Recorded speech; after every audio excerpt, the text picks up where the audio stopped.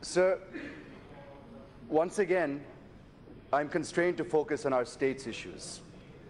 Due to the non-implementation of the AP Reorganization Act and assurances given to us, the range of non-implementation spreads across many ministries, with finance being the most important. Sir, I rise to speak on the GST amendment bills placed before the House for its consideration. Out of these 4 bills, amendments to UT GST, IGST, and GST compensation to states are minor ones, but amendments to CGST are major. Hence, I would like to focus mainly on my submissions on this bill and a few other issues. Sir, it is not just the Finance Minister, but the Home Minister, the Prime Minister, and even the entire Cabinet has been trumpeting that the 14th Finance Commission has recommended not to confer special category status on any state or extend benefits to any of the special category states. The fact of the matter is that nowhere in the 14th Finance Commission has recommended this.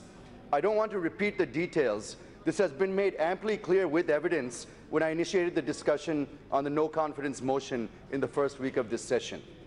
But I do seek the attention of the House at what Clause 11 of CGST bill says. It proposes to amend Section 22 of the CGST Act. Proviso to Clause 11 says, and I quote, "Provided further that the government may, at the request of a special category state and on the recommendations of the Council, enhance the aggregate turnover referred to it in the first proviso, etc., subject to such conditions and limitations." Mr. Finance Minister, what does this mean? Sir, on the one hand, you are saying that henceforth no benefits would be given to special category states once GST is implemented, but on the other, this is what you are doing, sir. Again, in the same clause, you are further clarifying the explanation 3 to subsection 4 of section 22, which talks about special category states. What are you doing, sir? You are adding special category states to this explanation.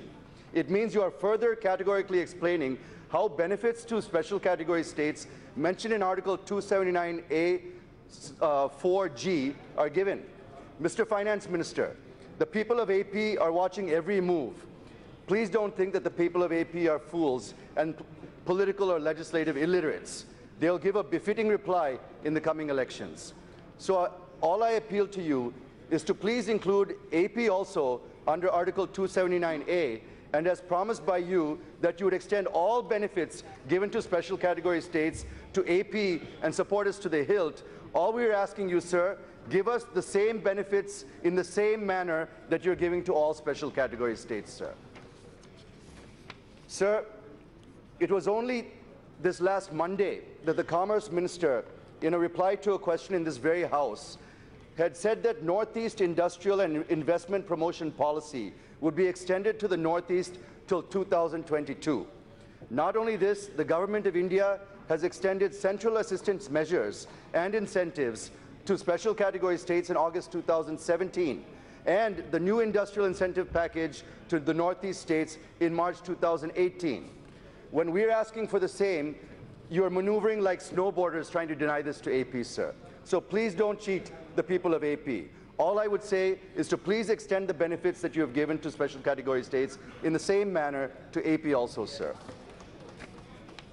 Sir, Government of India has given nothing to AP post the GST implementation. If we look at the tax incentives you've given prior to the GST implementation, they're not exclusive to AP alone.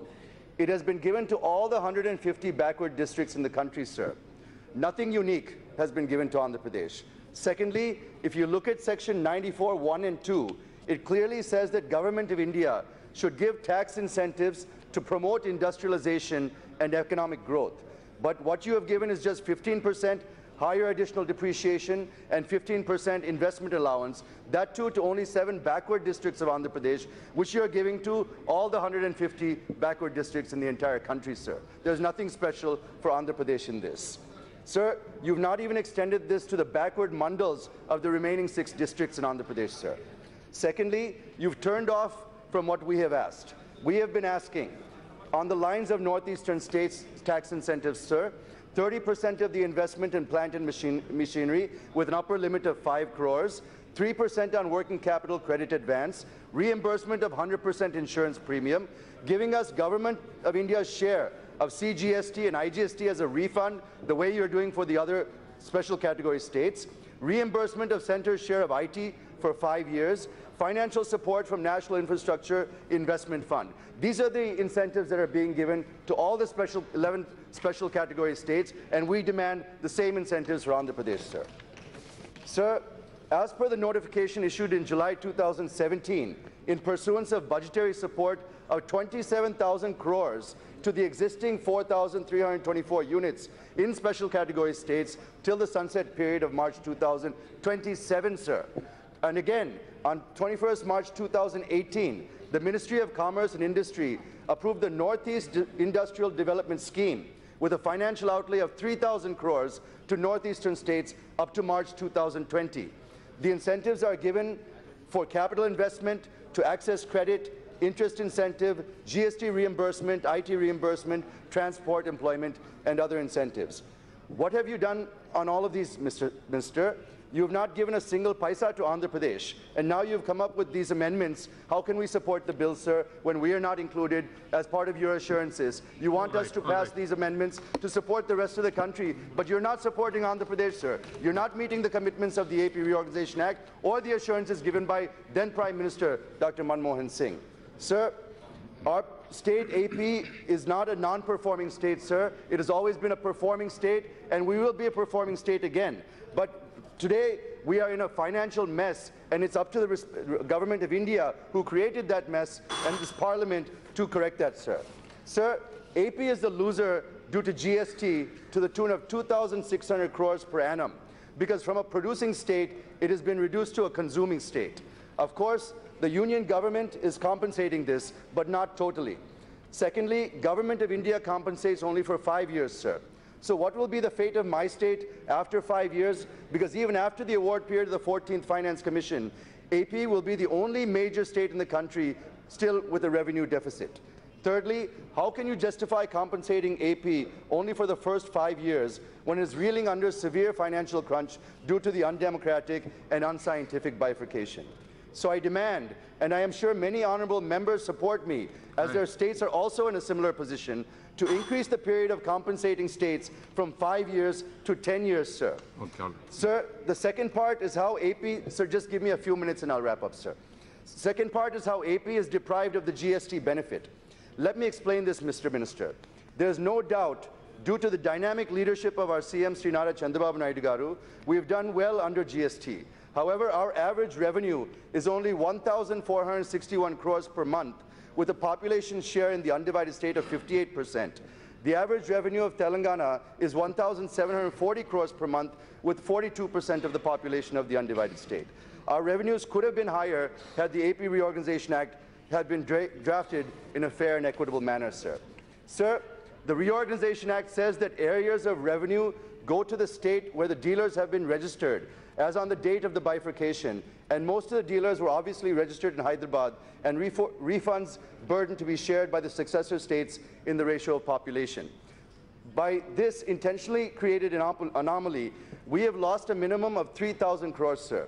We have lost the advantage of a well-developed capital like Hyderabad, which provided most of the tax revenues of the undivided Andhra Pradesh. Andhra Pradesh doesn't have the advantage of high consumption in view of low per capita income and the absence of metro cities. And unfortunately, the GST compensation doesn't take care of all these issues and does not take them into consideration. Hence, the revenue deficit issue of AP should be taken care of, especially since it is not possible through the GST route. So I just want to make one point on real estate and one point on agriculture items, then I'll wrap up, sir. Please try to be very brief. Sir, when GST was introduced, a rosy picture was given that there would be a real estate boom, which would result in employment opportunities and increased economic activity. It proved to be a damp squib, not just in AP, but across the country, sir. Here I will give you an example in AP, sir. There's 12% GST on the cost of an apartment, and if you calculate registration charges, it comes to 20%, sir. If one takes an apartment for 50 lakhs, the tax liability is 10 lakhs. How can real estate revive with this huge tax liability, sir? Hence, I request the Honourable Minister to revisit this, take this to the GST Council, discuss it and please bring it down to 5%, sir. Sir, when it comes to agriculture items, I just want to make a couple of points.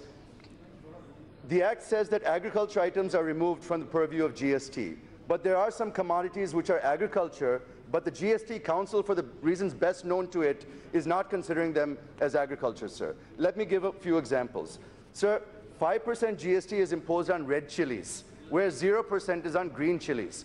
Now, Guntur, the constituency I represent, is the world's leading producer of chilies, sir. All they do is they dry the green chilies in the sun to make them red chilies, sir. There's no processing involved. But the 5% GST is there for red chilies.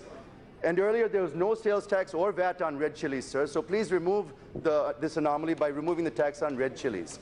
Similarly, there's 0% GST on turmeric. But after drying turmeric under the sun, which is a very natural process, 5% GST is imposed. How is it justified, sir? So please remove the GST on red chilies and on turmeric powder at the earliest, sir. Okay. Sir, roasted red gram, sir, last point. Roasted red gram is also done through the natural process, and neither there's any value addition or process involved. But 18% GST is imposed on this, sir. So I request that it should be treated like agriculture commodity and not as a processed food.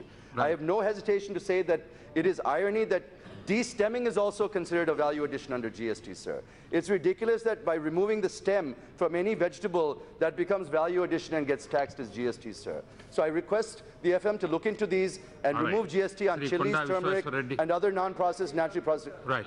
Sir, please wind up, please.